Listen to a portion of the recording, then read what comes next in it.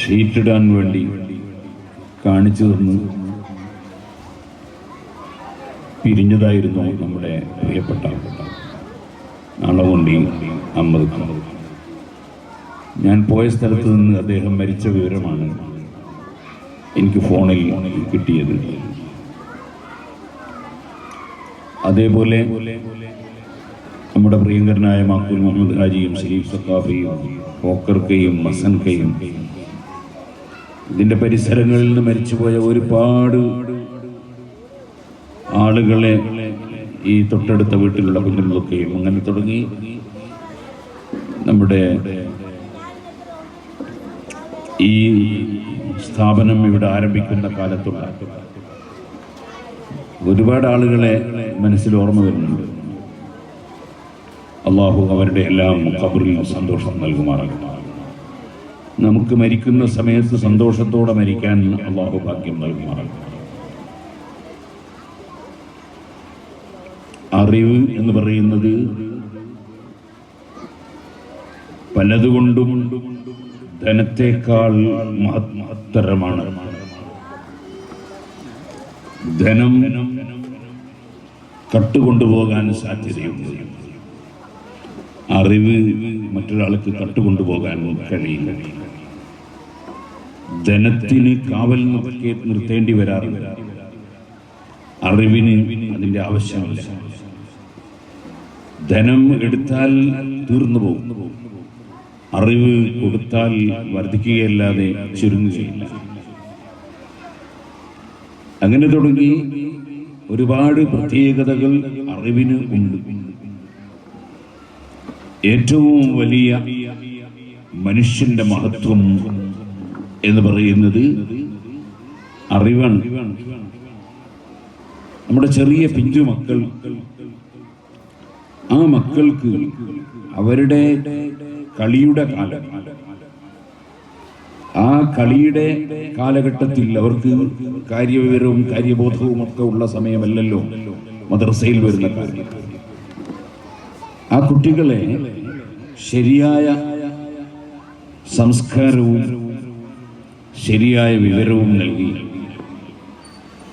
സംസ്കരിച്ചെടുക്കുന്ന ഒരു വലിയ ദൗത്യം നിർവഹിക്കുന്നവരാണ് മദ്രസയിലെ അധ്യാപകന്മാർ. ഇവിടെ നമ്മുടെ മദ്രസ ആരംഭിച്ച ആദ്യകാലം മുതൽ അൽഹംദുലില്ലാഹ് 25 വർഷം തികച്ചു നമ്മുടെ പ്രിയപ്പെട്ട ആയഞ്ചേരി മുഹമ്മദ് സഖാഫി. അദ്ദേഹത്തിന് കോഴിക്കോട് നിന്ന് അങ്ങനെ നൂറുകണക്കിന് അധ്യാപകന്മാർക്ക് ആ വകയിൽ സമസ്ത കേരള സുന്നി വിദ്യാഭ്യാസ ബോർഡ് ആദരവ് നൽകി ആദരിക്കുമ്പോൾ ഞാൻ ആ സ്റ്റേജിൽ ഉണ്ടായി. ശേഷം അദ്ദേഹം ചെയ്ത ഒരു കാര്യം എന്നെ വല്ലാതെ അത്ഭുതപ്പെടുത്തുകയും ഒരു നിലക്ക് സങ്കടത്തിലാക്കുകയും ചെയ്തു. ഒരു ദിവസം എൻ്റെ റൂമിലേക്ക് കയറി, എന്നിട്ട് പറഞ്ഞു, അവിടെ വെച്ച് സുന്നി വിദ്യാഭ്യാസ ബോർഡിന്റെ കീഴിൽ ആദരവ് നൽകിയപ്പോൾ ലഭിച്ച ഒരു നല്ല തുകയുണ്ട്. അത് ഞാൻ എൻ്റെ ഗുരുനാഥന്മാർക്ക് എല്ലാവർക്കും ഞാൻ വിഹിതിച്ചു കൊടുക്കാൻ തീരുമാനിച്ചു. അതുകൊണ്ട് ഉസ്താദ് മടക്കരുത് എന്ന് പറഞ്ഞിട്ട് എൻ്റെ അടുക്കൽ ഒരു കവർ തന്നു. എനിക്കാരും സാധാരണ കുറ്റിയാടിയിൽ നിന്ന് അങ്ങനെ കവർ തരാറില്ല, ഞാൻ വാങ്ങാറില്ല. എനിക്ക് അള്ളാഹുവിൻ്റെ നോക്കിക്കൊണ്ടതിൻ്റെ ആവശ്യമില്ല. പക്ഷേ ഒരാളുടെ ആദരവ് എന്ന് പറയുന്നത് തിരസ്കരിക്കാൻ പാടില്ല എന്നതാണ്. അതുകൊണ്ട് ഞാൻ ഒരു നിലക്ക് സങ്കടത്തോടു കൂടി അതേ സമയത്ത് അദ്ദേഹത്തോട് വലിയ ഒരു സ്നേഹവും ആദരവും എനിക്ക് ആ കവർ തന്ന വകയിൽ അല്ല, മറിച്ച് അദ്ദേഹത്തിൻ്റെ ആ മനസ്സ്, ഗുരുനാഥന്മാരോടുള്ള ആ ബഹുമാനം, അതിൻ്റെ പേരിൽ എനിക്ക് വലിയ മതിപ്പുണ്ട്. ഇന്നിപ്പോ അദ്ദേഹത്തിന്റെ കുട്ടികൾ ഇവിടെ ഇപ്പോൾ ചെറിയ മക്കളല്ല, മറിച്ച് ചെറിയ മക്കളുണ്ട്. പ്രായപൂർത്തിയൊക്കെ എത്തി വിദേശത്തൊക്കെ പോയി അധ്വാനിക്കുന്ന യുവാക്കളുണ്ട്. അള്ളാഹു അവർക്കെല്ലാം എല്ലാ പുരോഗതിയും നൽകുമാറാകട്ടെ. അവർ സന്തോഷപൂർവ്വം, അതേപോലെ ഇവിടുത്തെ മഹല്ല് കമ്മിറ്റി സന്തോഷപൂർവ്വം അദ്ദേഹത്തിന് കൊടുത്ത പാരിതോഷികം അതിനി അതാർക്കും വിതരണം ചെയ്യരുത് എന്ന് ഞാൻ ഈ സമയത്ത് പ്രത്യേകം പറയണം. ഞാൻ പറഞ്ഞു വരുന്നത്, ഈ ചെറിയ കുട്ടികളുമായി ഇടപഴകി ജീവിക്കുക എന്നത് അത് വലിയ സന്തോഷമുള്ള ഒരു കാര്യം. 2 ദിവസം മുമ്പ് ഏതോ ഒരു പത്രത്തിൽ അല്ലെങ്കിൽ സോഷ്യൽ മീഡിയയിലാണോന്ന് എനിക്ക് ഓർമ്മയില്ല, ചെറിയ പിഞ്ചുകുട്ടികളെ പോറ്റി വളർത്താൻ വേണ്ടി നിശ്ചയിക്കപ്പെട്ട ചിലർ ആ കുട്ടികളെ രഹസ്യാവയവത്തിൽ വരെ മുറിവേൽപ്പിച്ചതായി പത്രത്തിൽ വായിച്ചു. കണ്ടപ്പോൾ എനിക്ക് വലിയ സങ്കടം തോന്നി. ഈ ചെറിയ കുഞ്ഞുമക്കൾ, ആ മക്കളെ വേദനിപ്പിക്കുന്നവർ എന്തൊരു കിരാത മനസ്സുള്ളവരാണ്, എന്തൊരു ക്രൂരതയുള്ളവരാണ്.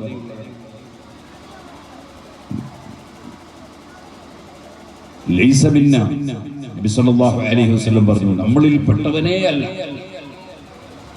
മല്ലം യുവഖിർ കബീറന വലം യർഹം സഗീറന, വലിയവരെ ബഹുമാനിക്കാത്ത, ചെറിയവരോട് കാരുണ്യം കാണിക്കാത്ത. ഈ കുട്ടികൾ എന്ന് പറയുന്നത് പൂർണ്ണമായും നമ്മുടെ കാരുണ്യം നൽകപ്പെടേണ്ടവരാണ് കുട്ടികൾ. അതുകൊണ്ട് ഞാൻ എൻ്റെ പ്രിയപ്പെട്ട ഉമ്മമാരോടും പറയുന്നു, നമുക്ക് ചിലപ്പോ ചെറിയ കുട്ടികൾ ചിലപ്പോൾ ഇങ്ങനെ അവർ ശല്യം ചെയ്തുകൊണ്ടേയിരിക്കും. അത് അവർ ശല്യം ചെയ്യണമെന്ന് നിയന്ത്രിച്ചിട്ടൊന്നുമല്ല, അവർക്ക് ശല്യമാണ് എന്നിട്ട് അറിയയില്ല, അതിന്റെ സ്വഭാവമാണ്. അപ്പോഴൊന്നും ആ കുട്ടികളെ ശപിക്കുകയോ കുട്ടികളെ ദുഷിക്കുകയോ കുട്ടികളെ വേദനിപ്പിക്കുകയോ ചെയ്യരുത്. അവരുടെ പുരോഗതിക്ക് വേണ്ടി പ്രാർത്ഥിക്കുകയും അവർക്ക് സ്നേഹം നൽകുകയുമാണ് വേണ്ടത്. ആ ചെറിയ പിഞ്ചുമക്കൾ, നമുക്കറിയാം മദ്രസയും സ്കൂളൊന്നും ഇല്ലെങ്കിൽ പല ഉമ്മാരും പറയും, പഠിച്ചവനെ ഇന്നവനെ കഴിച്ചുവിട്ടുക എന്ന് പറയും. കാരണം കുട്ടികൾ അങ്ങനെയാണല്ലോ അവരുടെ സ്വഭാവം. ആ കുട്ടികൾ വീട്ടിലുള്ളത് ഒരേ ബാപ്പ ഉമ്മയുടെ അല്ലെങ്കിൽ ഒരേ അച്ഛനമ്മമാരുടെ മക്കളാണ്. മദ്രസയിൽ വരുന്നത് പലരുടെയും മക്കളാണ്. അവരൊക്കെ പല രീതിയിലുള്ളവരാണ്. ഒന്ന് നല്ല പണക്കാരന്റെ കുട്ടിയായിരിക്കും, ഒന്ന് വളരെ പാവപ്പെട്ട ആളെ കുട്ടിയായിരിക്കും, ഒന്നൊരു നല്ല വിദ്യാഭ്യാസമുള്ള ആളെ കുട്ടിയായിരിക്കും, ഒന്ന് അത്ര വലിയ വിദ്യാഭ്യാസമൊന്നും ഇല്ലാത്ത ഒരാളെ കുട്ടിയായിരിക്കും, ഒന്നൊരു പണ്ഡിതന്റെ കുട്ടിയായിരിക്കും, ഒന്നൊരു സാധാരണക്കാരന്റെ കുട്ടിയായിരിക്കും. അങ്ങനെ പല വിധത്തിലുള്ള ആളുകളുടെയും മക്കളാണല്ലോ മദ്രസയിൽ വരുന്നത്. ഈ കുട്ടികളെ എല്ലാം ഒരേ സമയത്ത് കെയർ ചെയ്യുകയും ഒരേ സമയത്ത് അവരെല്ലാം തൃപ്തിപ്പെടുത്തുകയും അവരെ മനസ്സ് പിടിച്ചു പറ്റി ഞങ്ങൾക്ക് ഗുരുനാഥൻ പറഞ്ഞു തരുന്നത് ഞങ്ങൾക്ക് പഠിക്കാനാണെന്ന് ബോധ്യപ്പെടുത്തി അവരെ അത് പഠിപ്പിച്ചു കൊണ്ടുവരണമെങ്കിൽ നല്ല പണിയുണ്ട്. അതുകൊണ്ട് തന്നെ എല്ലാ ഗുരുനാഥന്മാരും സ്കൂളിലാകട്ടെ മദ്രസയിലാകട്ടെ ഗുരുനാഥന്മാരെല്ലാം എപ്പോഴും സമൂഹം ആദരിക്കേണ്ടവരാണ്. അവരുടെ സേവനമില്ലായിരുന്നുവെങ്കിൽ നമ്മൾ ആരും സംസ്കരിക്കപ്പെടുകയില്ല. ഞാനൊരിക്കൽ ഓർക്കുകയാണ്, 2ാം ക്ലാസ്സിൽ പഠിക്കുന്ന സമയത്ത് മദ്രസയിലെ ഉസ്താദ് ഉമ്മയോടുള്ള പെരുമാറ്റത്തെക്കുറിച്ച്, ഉമ്മാന്റെ ബഹുമാനത്തെക്കുറിച്ച് ക്ലാസ് എടുത്തു. എൻ്റെ അനുഭവമാണ് ഞാൻ പറഞ്ഞത്. നബി സല്ലല്ലാഹു അലൈഹി വസല്ലം വളരെ ആവർത്തിച്ച് പറഞ്ഞാണല്ലോ ഉമ്മയുടെ കാര്യം. അപ്പോ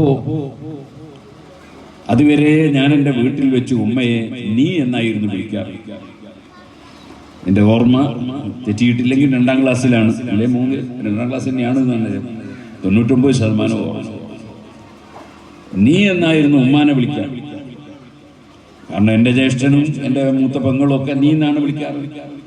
അതുകൊണ്ട് നീ എന്ന് വിളിക്കും. അതിന് സമയത്ത് അതിൻ്റെ അപ്പുറത്തുള്ള ബിയാത്തുമ്മണ്ട്, അവരെ നിങ്ങളെന്നും വിളിക്കും, ഉമ്മാനെ നീ എന്നും വിളിക്കും. ഞാൻ ആ മദ്രസയിൽ അന്നത്തെ ഉസ്താദിന്റെ ക്ലാസ് കേട്ട് തിരിച്ചു പോയതിനു ശേഷം ഇന്ന് വരെ ഉമ്മാനെ നീ ഞാൻ വിളിച്ചിട്ടില്ല. പിന്നെ ഉമ്മ എന്നോ നിങ്ങളെന്നോ അല്ലാതെ നീ എന്ന് പിന്നീട് ഞാൻ വിളിച്ചിട്ടില്ല. ഇത് മദ്രസ പഠനം കൊണ്ട് കുട്ടികൾക്കുണ്ടാകുന്ന സംസ്കരണം, അതിന് എൻ്റെ ഒരു അനുഭവം ഞാൻ പങ്കുവെച്ചതാണ്.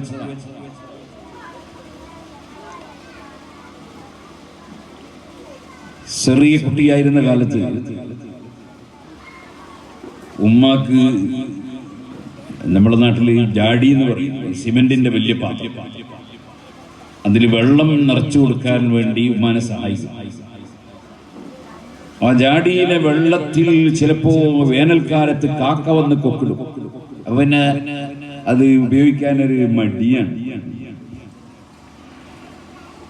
അതുപോലെ വേറെ ചില ജീവികൾ.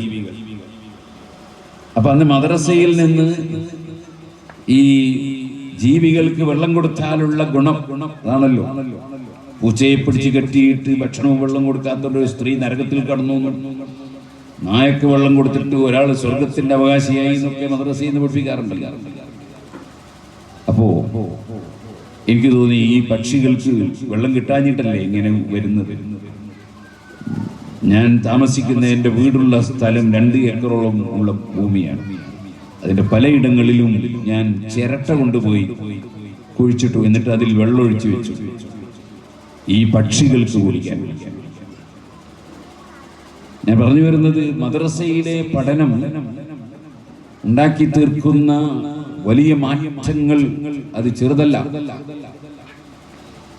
അപ്പൊ ഈ മദ്രസയിലെ പഠനത്തിൽ ഖുർആൻ ഓതുന്ന പഠിക്കുന്നു, നിസ്കാരം പഠിക്കുന്നു, ഓതു പഠിക്കുന്നു, അതേപോലെ എങ്ങനെയാണ് കഴുകി വൃത്തിയാക്കേണ്ടതെന്ന് പഠിക്കുന്നു, മനസ്സെങ്ങനെയാണ് കഴുകി വൃത്തിയാക്കേണ്ടത് എന്ന് പഠിക്കുന്നു. ഞാനൊരു വലിയവനാണ് എന്നുള്ള ചിന്ത ഉണ്ടാകാൻ പാടില്ല, അഹങ്കാരം എന്നാണ്. വേറൊരാൾക്ക് എന്തെങ്കിലും ഒരു അനുഗ്രഹം ലഭിക്കുമ്പോൾ നമ്മളെ മനസ്സിന് കണ്ണുകടി ഉണ്ടാകാൻ പാടില്ല, അതാണ് അസൂയ എന്ന് പറയാം. ഇതുപോലെ വേറെ ഒരാളെ കുറ്റം പറയാൻ പാടില്ല, അതിന് ഗീബത്ത് എന്ന് പറയും. ഒരാൾ ഇഷ്ടപ്പെടാത്ത പറയാം, ഉള്ളതാണെങ്കിലും പറയാൻ പാടില്ല. ഒരാൾ നീളം കുറവാണെങ്കിൽ അയാൾ കൊള്ളന്നെ വിളിക്കുക പാടില്ല. ഇതേപോലെ ഒരാൾ കളർ കറുത്തതാണെങ്കിൽ കറുപ്പന്നെ വിളിക്കുക പാടില്ല. ഇപ്പം മദ്രസയിൽ നിന്ന് പഠിപ്പിക്കുന്ന സംഗതിയാണ്. അല്ലെങ്കിൽ വേറെ ഒരാൾ അദ്ദേഹത്തിന് ഒരു ന്യൂനത സംഭവിച്ചു പോയി, അദ്ദേഹത്തിന്റെ ജീവിതത്തിൽ ഒരു ദൗർബല്യം സംഭവിച്ചു, അത് നമ്മളിങ്ങനെ പറഞ്ഞു നടക്കുക, അയാൾ അങ്ങനെ ചെയ്തു ഇങ്ങനെ ചെയ്തു എന്ന് പറയാം. ഒന്നും പാടില്ല.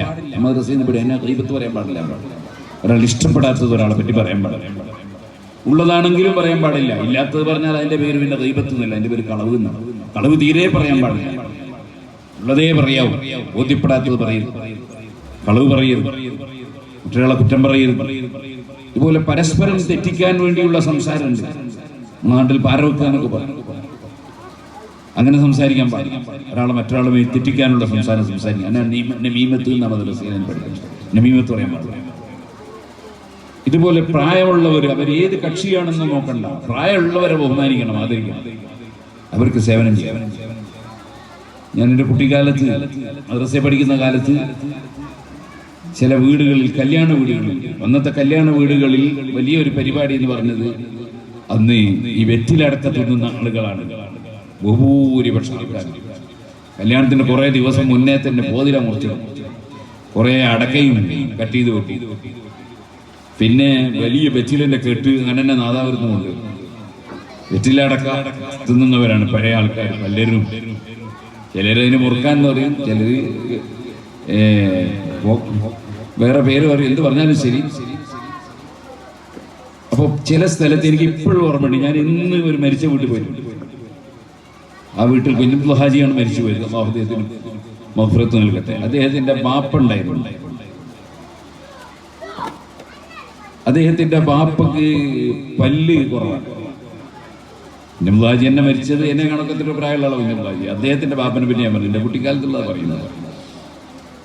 അപ്പൊ അദ്ദേഹത്തിന് ഈ അടക്ക പൊട്ടിക്കാൻ കഴിയില്ല, വലിയ പ്രയാസം, അതിന് ഇടിച്ചു കൊടുക്കും. അപ്പൊ കല്യാണ വീട്ടിൽ നിന്ന് അവരിടിക്കുമ്പോ അവരോട് ചെറിയ അന്ന് അതിനായിട്ട് ചെറിയ ഒലക്കയും ഒരു ചെറിയ ഒരു ഉരലൊക്കെ ഉണ്ട്. അന്നിപ്പോ പുതിയ കുട്ടിക്ക് പറഞ്ഞാൽ മനസ്സിലാവില്ല, കാളവണ്ടി എന്നാ പറഞ്ഞ ഇപ്പൊ മനസ്സിലാവില്ലല്ലോ. ഇപ്പൊ നിങ്ങൾ കുട്ടികളോട് വിളിച്ചിട്ട് മോരുണ്ടാക്കുന്ന എങ്ങനെയാന്ന് ചോദിച്ചോക്ക്, അത് തന്നെ പലർക്കും അറിയില്ല. കാലം മാറിപ്പോയില്ലേ. ആ സമയത്ത് കമ്പ്യൂട്ടറൊക്കെ ചോദിച്ചാൽ പറഞ്ഞു. അപ്പോൾ അങ്ങനെ അവർ ഈ വെറ്റിലയും അടക്കയും ഒക്കെ ഇട്ട് ഇടിക്കുമ്പോൾ ഞാൻ പോയി വാങ്ങിയിട്ട് ഇടിച്ചു കൊടുക്കാറുണ്ട്. ഞാൻ മദ്രസയിൽ പഠിക്കുന്ന കാലം. എന്തുകൊണ്ട്? പ്രായമുള്ളവരെ ബഹുമാനിക്കണം, ആദരിക്കണം എന്ന് മദ്രസയിൽ നിന്ന് പഠിച്ചുകൊണ്ട്. മദ്രസയിലെ പഠനം എന്ന് പറയുന്നത് അത് മനുഷ്യനെ യഥാർത്ഥത്തിൽ ശരിക്ക് സംസ്കരിച്ചെടുക്കുന്ന ഒരു പഠനമാണ് മദ്രസയിലെ പഠനം. ആ പഠനത്തിന് കുട്ടികളെ സജ്ജരാക്കി കുട്ടികളെ പ്രോത്സാഹിപ്പിച്ച് എടുക്കുന്ന ഗുരുനാഥന്മാർ അവർ എന്തുകൊണ്ടും ആദരിക്കപ്പെടേണ്ടവരാണ്. വലിയ കുട്ടികളെ പഠിപ്പിക്കുന്ന പോലെയല്ല ചെറിയ കുട്ടികളെ പഠിപ്പിക്കുക. വളരെ നല്ല ക്ഷമയോടുകൂടെ ചെയ്യേണ്ട ഒരു കാര്യം. അതിനെ മുന്നിൽ നിൽക്കുന്ന മദ്രസ ഉസ്താദുമാർ, അങ്ങനത്തെ ഉസ്താദുമാർ ഒരു പ്രദേശത്ത് ഒരു മഹല്ലിൽ 25 വർഷമൊക്കെ സ്ഥിരമായി സേവനം ചെയ്തു എന്ന് പറയുന്നത് നല്ല ക്ഷമയും നല്ല മനസ്സും നല്ല സേവന സന്നദ്ധതയും നാട്ടിനോട് നല്ല കൂറും സമൂഹത്തോട് കൂറുമുള്ള ആളുകൾക്ക് മാത്രം കഴിയും എന്ന ആ വിലയിരുത്തൽ കൊണ്ടാണ് സമസ്ത കേരള സുന്നി വിദ്യാഭ്യാസ ബോർഡിന്റെ ഉന്നത നേതൃത്വം മഹാനായ ശൈഖുന കാന്തപുരം ഉസ്താദ്, സയ്യിദ് അലി ബാഫഖി തങ്ങൾ തുടങ്ങിയവരാണല്ലോ അതിന്റെ നേതൃത്വം. ആ മഹത്തായ സുന്നി വിദ്യാഭ്യാസ ബോർഡ് 25 വർഷം തികച്ച മുഅല്ലിമീങ്ങൾക്ക് ആദരവ് കൊടുത്തു. അത് ചെറിയ സംഗതിയല്ല. 1000 ആളുകൾ ആദരിക്കുകയാണെങ്കിൽ 10,000 രൂപ കൊടുത്താൽ തന്നെ 1 കോടി രൂപയാണ്. അത് വലിയൊരു കാര്യമാണ് ചെയ്തത്. അതിന്റെ പേരിൽ അപ്പൊ നമ്മളെ മനസ്സും തട്ടി ഉണർത്തി, നമുക്കും തട്ടി ഉണർന്നു. നമുക്കും 25 കൊല്ലം തികച്ച നമ്മുടെ ആഞ്ചേരി ഒന്ന് ആദരിക്കണം എന്ന് തോന്നി. നിങ്ങൾക്ക് എല്ലാ ഭാവുകങ്ങളും സന്തോഷങ്ങളും നേരുകയാണ്. നീട്ടി ഞാൻ സംസാരിക്കുന്നു. ഏതൊരു വിഷയത്തിലും നിമിത്തങ്ങളുണ്ട്. നിമിത്തം അത് വലിയൊരു സംഗതിയാണ്. പല കാര്യങ്ങൾക്കും നിമിത്തങ്ങളുണ്ട്. സിറാജുൽ ഹുദയുടെ കീഴിൽ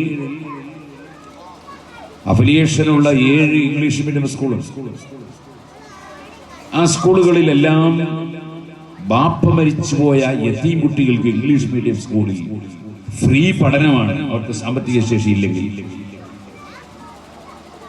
അതിന്റെ നിമിത്തം എന്തായിരുന്നു?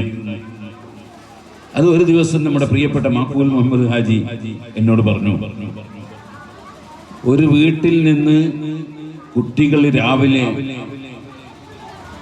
അവർ കുളിപ്പിച്ച് ഉമ്മമാര് നല്ല പെയിന്റൊക്കെ ധരിപ്പിച്ച് ഷൂ ഒക്കെ ഇട്ട് അവരെ ബസ്സിൽ കയറ്റി വിടുക സ്കൂളിൽ. അങ്ങനെ കയറ്റി വിടുമ്പോൾ ആ കുട്ടിയുടെ ബാപ്പ മരിച്ചുപോയി. പിന്നെ അവർക്ക് ഫീസ് അടക്കാൻ കഴിവില്ല. അല്ലെങ്കിൽ അനുജന്റെ മകൻ ഇങ്ങനെ സ്കൂളിലേക്ക് പോവാണ്. ജ്യേഷ്ഠൻ മരിച്ചു പോയിട്ടുണ്ട്. ജ്യേഷ്ഠന്റെ മകനും അതേ പ്രായമാണ്. പക്ഷെ ആ കുട്ടിക്ക് അങ്ങനെ പോകാനുള്ള ഒരു അവസ്ഥയില്ല. ഇതൊരു സങ്കടമല്ലേ സമൂഹത്തിൽ? അവിടെ നമ്മളെ വകയിൽ നമ്മളെ സ്കൂളിലൊക്കെ ബാപ്പ മരിച്ചുപോയ മക്കൾ ഫ്രീ ആയിട്ട് ഇംഗ്ലീഷ് മീഡിയം സ്കൂളിൽ വിദ്യാഭ്യാസം കൊടുത്താൽ അതൊരു നല്ല കാര്യമാവൂലേ എന്ന് മക്കൂൽ മുഹമ്മദ് ഒരു ദിവസം എന്നോട് പങ്കുവെച്ചു. ഞാൻ 100% അംഗീകരിച്ചു. അതുകൊണ്ട് ഇപ്പോൾ 200-ലധികം കുട്ടികൾ, അല്ലെങ്കിൽ 200 തൊട്ടുള്ള കുട്ടികൾ നമ്മുടെ സ്കൂളുകളിൽ ബാപ്പ മരിച്ചുപോയ യതീം കുട്ടികൾ ഇംഗ്ലീഷ് മീഡിയം സ്കൂളിൽ ഫ്രീ ആയി പഠിക്കുന്നു. അദ്ദേഹത്തിന്റെ ആ വാക്കാണ് അതിന് നിമിത്തം. ഇതുപോലെ ചെറിയ ചെറിയ നിമിത്തങ്ങൾ, അതിന്റെ ഫലം വളരെ വലുതായിരുന്നു. എന്നാൽ അടിസ്ഥാനപരമായി പറയുമ്പോൾ ഏതൊരു വിഷയത്തിനും ലോകസത്താവായ പടച്ചവൻ ഭാഗ്യം തന്നാലേ ചെയ്യാൻ കഴിയും. നിമിത്തം ഉള്ളത് കൊണ്ട് മാത്രം കാര്യം ചെയ്യാൻ കഴിയില്ല. അതുകൊണ്ടാണ് നമ്മൾ ഏത് കാര്യം തുടങ്ങുന്നത് ബിസ്മില്ലാ, അള്ളാഹുവിന്റെ പേര് കൊണ്ട് ഉച്ചരിച്ച്, പേര് കൊണ്ട് ബറക്കത്തെടുത്ത് തുടങ്ങുന്നു. എന്തുകൊണ്ട്? പടച്ചവന്റെ സഹായം ഇല്ലെങ്കിൽ നമുക്കൊരു കാര്യം വിജയിപ്പിക്കാൻ കഴിയില്ല. കാരണം എല്ലാറ്റിനെയും സൃഷ്ടിച്ച് സംവിധാനിച്ച് സംരക്ഷിച്ച് വരുന്നവനാണ് അള്ളാഹ്. അവനെ സംബന്ധിച്ച് അള്ളാഹു ഖുർആനിൽ പറഞ്ഞു ഖദ്ദറ ഫഹദാ. അവനെല്ലാം തീരുമാനിച്ചു. ഫഹദാ, എന്നിട്ട് അവൻ വഴിതിരിച്ചു. ഹിദായത്താക്കി. ഹിദായത്ത് എന്ന് പറഞ്ഞാൽ വഴിതിരിക്കുക. അല്ലാഹു തആല വഴിതിരിക്കുന്നു, ഓരോരുത്തരെയും ഓരോ വിഷയത്തിലേക്ക് വഴിതിരിക്കുന്നു. അത് തിരിക്കാൻ നിമിത്തങ്ങളുണ്ടാകും. ഒരു ദിവസം നബി സല്ലല്ലാഹു അലൈഹി വസല്ലം തങ്ങൾ ഇറങ്ങി വരുമ്പോൾ അബൂ മസ്ഊദ് റളിയല്ലാഹു അൻഹു തന്റെ ഭൃത്യനെ അടിക്കുകയാണ്. അപ്പൊ ഈ ഭൃത്യൻ അഊദു ബില്ലാഹ്, പടച്ചവനോട് ഞാൻ കാവൽ ചോദിക്കുന്നു, പടച്ചവനെ കൊണ്ട് ഞാൻ കാക്കുന്നു, അള്ളാഹിനെ കൊണ്ട് കാക്കുന്നു എന്നിങ്ങനെ പറയുന്നുണ്ട്. പക്ഷെ അടി നിൽക്കുന്നില്ല. അപ്പൊ ഈ ഭൃത്യൻ എന്ത് ചെയ്തു? അഊദു ബിറസൂലില്ലാഹ്, അല്ലാഹുവിന്റെ റസൂലിനെ കൊണ്ട് ഞാൻ കാക്കുന്നു, റസൂലുള്ളാഹിനോട് ഞാൻ കാവൽ ചോദിക്കുന്നു. ഇമാം മുസ്ലിം റിപ്പോർട്ട് ചെയ്ത സഹീഹായ ഹദീസിൽ കാണാം. അപ്പൊ പെട്ടെന്ന് റസൂലുള്ളാഹിന്റെ പേര് പറഞ്ഞപ്പോ ഈ അബൂ മസ്ഊദ് റളിയല്ലാഹു അൻഹു പെട്ടെന്ന് മനസ്സിൽ പതിഞ്ഞു. അടി നിർത്തി. അബൂ മസ്ഊദ് റളിയല്ലാഹു അൻഹു അടി നിർത്തി. അപ്പോഴേക്ക് നബി തങ്ങൾ സമീപത്തെത്തി. അബൂ മസ്ഊദേ, മനസ്സിലാക്കണം, ഇന്നല്ലാഹ, നിശ്ചയമായി അല്ലാഹു തആല കൂടുതൽ കഴിവുള്ളവനാണ് നിന്റെ മേൽ. നിനക്ക് അദ്ദേഹത്തിന്റെ മേലുള്ള കഴിവിനേക്കാൾ കൂടുതൽ കഴിവ് അല്ലാഹുവിന് നിന്റെ മേലിൽ ഉണ്ട്. മഹാനായ അബൂ മസ്ഊദ് റളിയല്ലാഹു അൻഹു ആ അടിമയെ അപ്പോൾ തന്നെ മോചിപ്പിച്ചു. ബഹുമാനപ്പെട്ട അബൂ ദർ ഗിഫാരി റളിയല്ലാഹു അൻഹു പറഞ്ഞു, ഞാനൊരു ദിവസം എൻ്റെ അടിമയെ ഇബ്നു സൗദാ, കറുത്തവളുടെ മകനെ എന്ന് വിളിച്ചു. കറുത്തവളുടെ മോനെ എന്നാ വിളിച്ചത്. നബി സല്ലല്ലാഹു അലൈഹി വസല്ലം പറഞ്ഞു, ഇന്നക ഖബ്റുൻ ഫീക ജാഹിലിയ, നിനക്ക് ചില ജാഹിലിയ സ്വഭാവം ഇപ്പോൾ ബാക്കിയുണ്ട് അബൂ ദർ. എന്നിട്ട് എന്നോട് പറഞ്ഞു,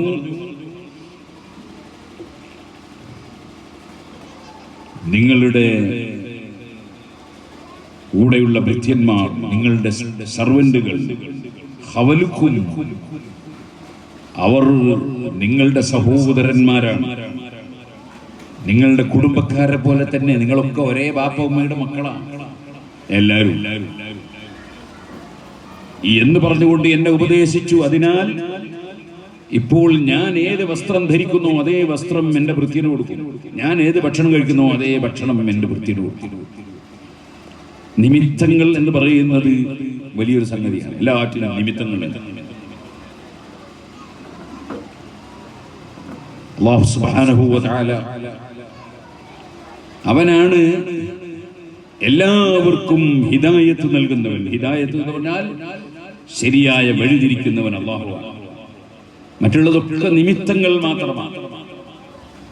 ആ വഴിതിരിക്കൽ അല്ലാഹു ശരിയായ മാർഗത്തിലേക്ക് നമ്മെ വഴിതിരിച്ച് കിട്ടിയാൽ അൽഹംദുലില്ലാഹ്. അതുകൊണ്ടാണ് 17 പ്രാവശ്യം നമ്മുടെ പ്രാർത്ഥന ഇഹ്ദിനസ് സിറാത്തൽ മുസ്തഖീം, നേരെയുള്ള വഴിയിൽ ഞങ്ങളെ ഹിദായത്താക്കണേ, അഥവാ ഞങ്ങളെ വഴിതിരിക്കണേ, അഥവാ നേരെയുള്ള വഴിയിൽ തന്നെ ഞങ്ങളെ നടത്തണേ. ഈ നേരെയുള്ള വഴി ഏതാണ്? ആണ് സിറാത്തുൽ ലദീന അൻഅംത അലൈഹിം, നീ അനുഗ്രഹിച്ച മഹാന്മാരുടെ വഴി. അതാരാണ് എന്ന് മറ്റൊരു സ്ഥലത്ത് ഖുർആൻ പറഞ്ഞു, അല്ലദീന അൻഅമല്ലാഹു അലൈഹിം മിനൻ നബിയ്യീന വസ്സദ്ദീഖീന വസ്സുഹദാഇ വസ്സാലിഹീൻ. അമ്പിയാക്കൾ നടന്ന വഴി, ശുഹദാക്കൾ നടന്ന വഴി, സിദ്ദീഖുകൾ സത്യവാന്മാരായ മഹാന്മാർ നടന്ന വഴി, സ്വാലിഹീൻ സജ്ജനങ്ങൾ നടന്ന വഴി. ആ വഴിക്കാണ് സുന്നത്ത് ജമാഅത്ത് എന്ന് പറയുന്നത്. മഹാന്മാര് നടന്നു വന്ന വഴി. ആ സുന്നത്ത് ജമാഅത്തിന്റെ ആശയം സ്വീകരിക്കാൻ കഴിഞ്ഞാൽ പരിപൂർണമായ ഹിദായത്ത് ലഭിച്ചവനാണ്. ഇനി അഥവാ അത് സ്വീകരിക്കാൻ ഒരാൾക്ക് കഴിഞ്ഞില്ലെങ്കിലോ ചില കാര്യത്തിൽ അദ്ദേഹത്തിന്റെ അടുക്കൽ നന്മകൾ ഉണ്ടാവും. പക്ഷെ പരിപൂർണമായി ഒരു മനുഷ്യൻ സന്മാർഗിയാകണമെങ്കിൽ അതിന് മുഹമ്മദ് നബി സല്ലല്ലാഹു അലൈഹി വസല്ലം തങ്ങളെ, അവിടുത്തെ സഹാബികളെ, അതിന്റെ ശേഷമുള്ള സച്ചരിതരായ മഹാന്മാരെ പിന്തുടർന്ന് ജീവിക്കാൻ സാധിക്കും. അതാണ് സുന്നത്ത് ജമാഅത്ത് എന്ന് പറയുന്നത്. അൽഹംദുലില്ലാഹ്, ഇവിടെ ഈ മഹത്തായ മദ്രസ ആ മഹാന്മാരുടെ വഴി പിന്തുടർന്നുകൊണ്ട് അവർ പഠിപ്പിച്ചതിനൊന്നും മാറ്റം വരുത്താതെ. അതല്ലേ ഫത്ഹുൽ മുഈനിൽ സൈനുദ്ദീൻ മഖ്ദൂം റളിയല്ലാഹു അൻഹു പറഞ്ഞു. സൈനുദ്ദീൻ മഖ്ദൂം റളിയല്ലാഹു